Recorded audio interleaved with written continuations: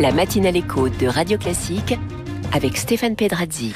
Comment j'ai réussi reçoit ce matin Émilie de Lombarès. Bonjour. Bonjour. Bienvenue sur Radio Classique. Vous êtes présidente du directoire du groupe Honnête. C'est le leader français des services aux entreprises. Au départ dans le domaine de la propreté et du multiservice et ensuite avec une palette de compétences qui s'est progressivement élargie. Vous intervenez maintenant dans les métiers de la sécurité, de la logistique et même dans l'ingénierie et les services nucléaires. Ça fait beaucoup de compétences et en même temps c'est très difficile de les résumer. Quel est le dénominateur commun à tous ces métiers ? Oui, merci. Effectivement, le groupe Honnête aujourd'hui est un groupe large. On est une entreprise familiale, c'est important pour nous, qui continue son développement d'ailleurs dans les métiers de la propreté et puis récemment dans la fabrication avec l'acquisition d'une société qui s'appelle SDMS. Notre fil rouge finalement dans le développement de nos métiers, c'est le service.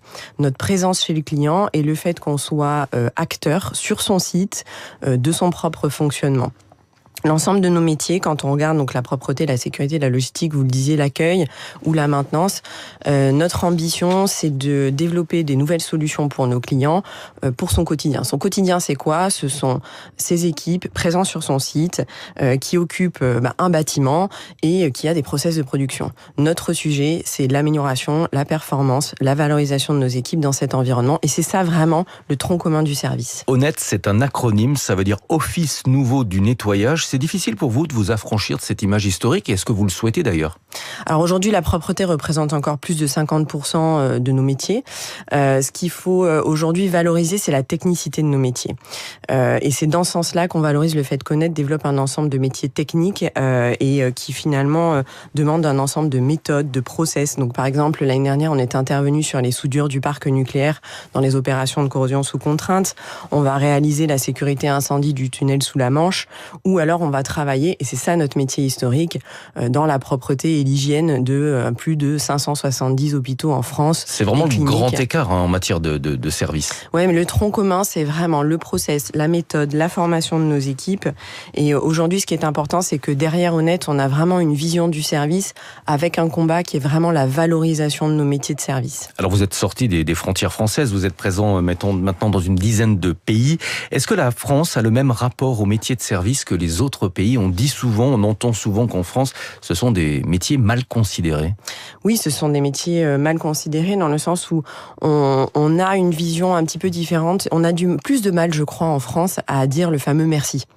C'est ça qu'il faut arriver à voir, c'est qu'en France, on essaye plutôt d'invisibiliser nos métiers. Alors, j'aime pas forcément ce mot parce qu'il a été largement utilisé post-Covid, mais on le voit notamment dans le cadre du Covid, on était très présents et on a pu compter sur nous pour faire face aux besoins qu'on avait collectifs d'hygiène. On a été présents sur les JO. On était intervenus, on avait plus de 4000 agents qui ont travaillé à la sécurité, à la propreté. On a finalement tout un ensemble d'équipes qu'on mobilise. Et il faut quand même se dire que 8 Français sur 10 sont plus à l'aise quand ils voient les agents de sécurité ou les agents de propreté.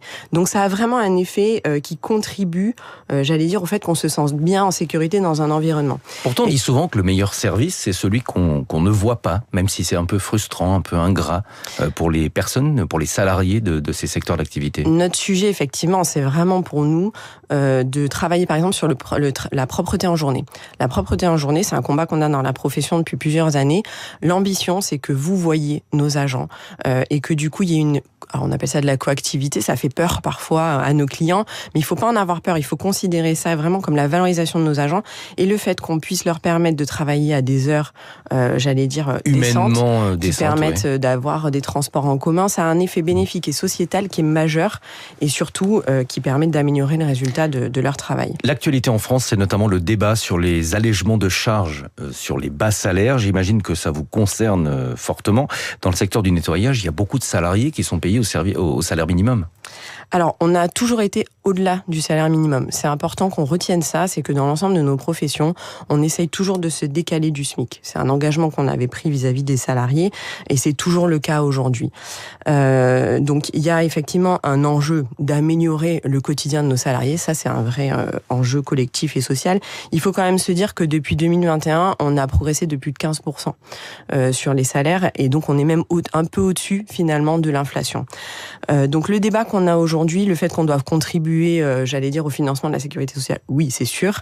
En revanche, aujourd'hui, je crois qu'il y a un enjeu pour nous surtout de simplification et de pérennité des dispositifs. Je m'explique. Une entreprise comme nous, elle commence à négocier 1 an avant avec ses clients les contrats. Donc aujourd'hui, nos entreprises qui sont basées sur des salaires, elles ont plus la capacité à absorber les allers-retours. Et le rapport Bossio-Wasmer d'ailleurs, qui précisait que nous avions dans nos résultats les allégements de salaire sont une erreur. Aujourd'hui, nous n'avons pas dans nos résultats les allégements de salaire. Honnête, ce sont 80 000 salariés, c'est un groupe important, mais vous restez une entreprise familiale. Vous-même, vous incarnez la 7e génération de la famille aux commandes. Qu'est-ce que ça vous apporte comme avantage d'être une entreprise familiale? On dit souvent qu'elles sont plus agiles que les autres. Elles sont plus agiles et surtout elles ont des choix qui correspondent vraiment à leurs valeurs. Si je vous prends un exemple de l'investissement qu'on peut faire sur la formation et sur la volonté qu'on a vraiment d'impacter socialement avec nos métiers, on a ce choix finalement de renforcer par exemple la formation. Nos métiers, ce sont en tout cas le groupe Honnête, c'est plus de 25 000 collaborateurs qu'on forme par an. Ce sont plus de 10 000 personnes qui vivent dans les quartiers prioritaires qu'on essaye d'intégrer dans les métiers et qu'on essaye de faire grandir. Merci beaucoup. Émilie Delon-Barès, présidente du directoire du groupe Honnête. 6h45 sur Radio Classique. Luc Ferry nous a